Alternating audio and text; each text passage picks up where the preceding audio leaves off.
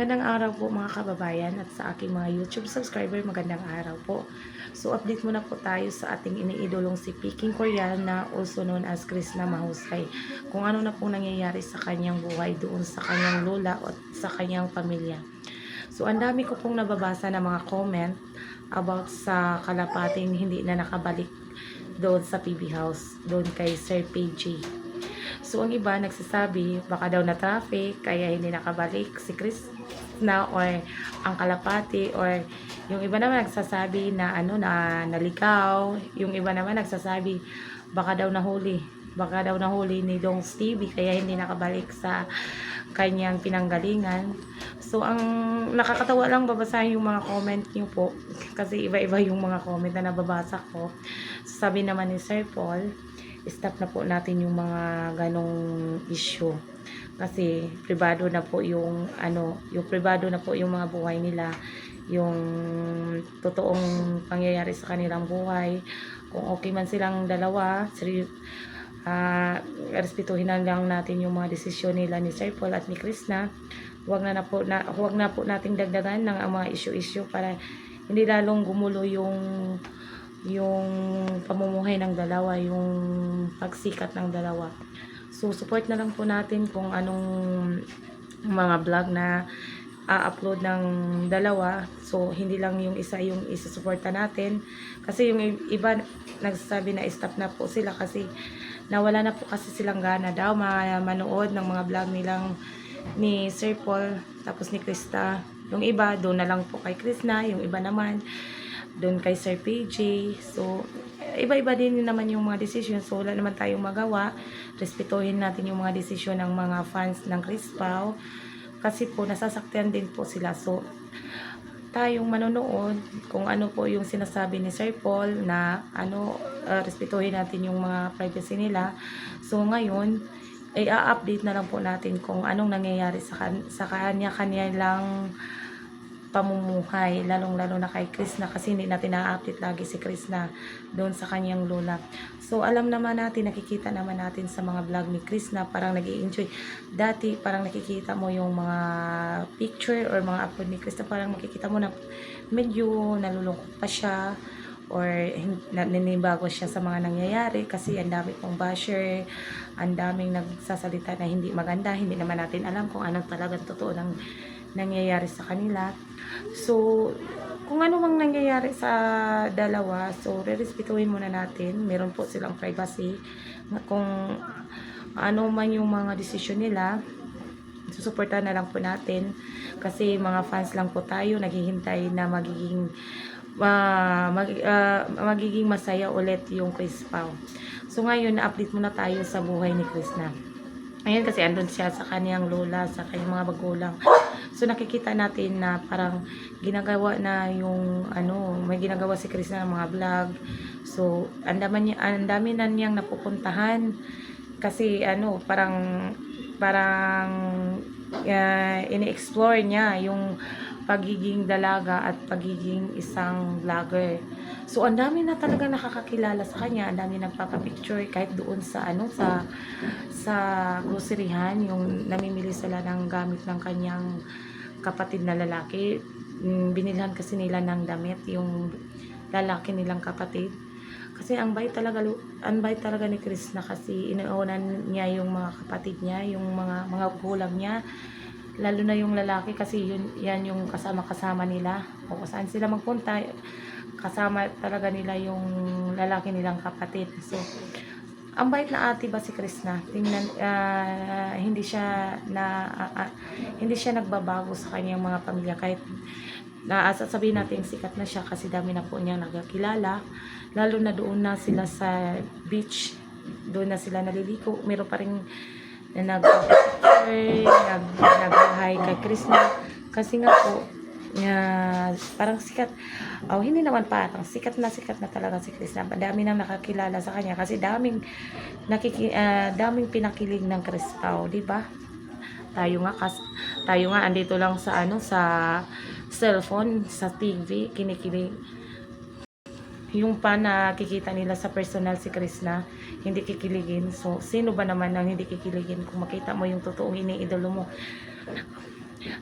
Tapos, ang tagal mo kayang hinihintay na makita sila sa personal. Tapos andyan na yan sa mo, andyan na yan sa yan dyan sa, malapit sa'yo. So gagawin mo na talaga yung magpapapicture. Hindi mo na papalampasin yung opportunity. Kasi iniidolo mo nga yan sila. So, pag tinitingnan mo yung mga vlog ni Krista, ang saya tingnan. Parang nag-i-explore talaga yung dalaga, yung bata.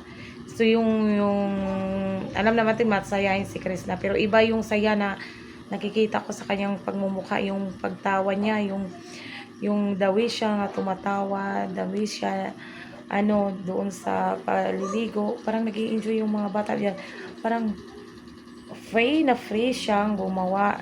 Bahala, walang pakialam siya sa mga basher kung ano sasabihin nila, basta siya masaya siya sa sa feeling ng kanyang mga magulang, sa kanyang mga kapatid, sa kanyang mga kaibigan. Basta nag-i-enjoy siya, wala siyang pakialam. So, tayo, nakasuporta lang.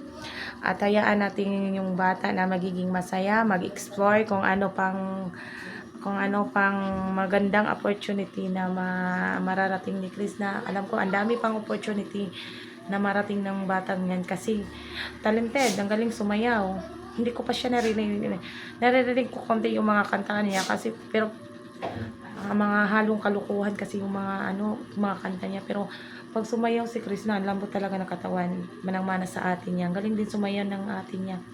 So ngayon, parang in-enjoy pa talaga yung mga moment na nandoon si Chris na. Hintayin na lang natin kung ano yung mangyayari sa susunod. Kasi ang daming nakaabang, ang daming mga fans nga nakaabang, ang dami ding mga basher na nakaabang. So walang kaming pakialam sa mga bashers. Basta kami nakalagi nakasuporta lang kay Krishna at kay Sir Paul.